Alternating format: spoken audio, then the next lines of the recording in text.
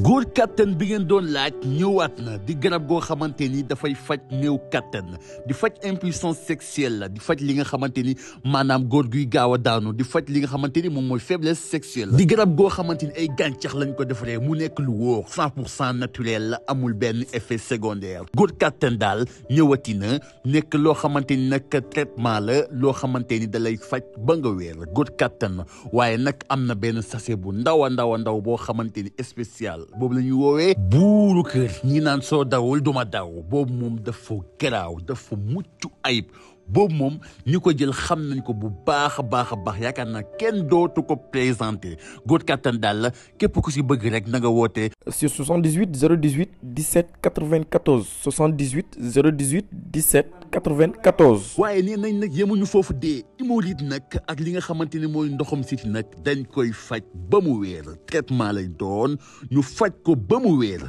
góor kattan daal moo ngi noonu ak góor kattan bii mooy bu baax baax.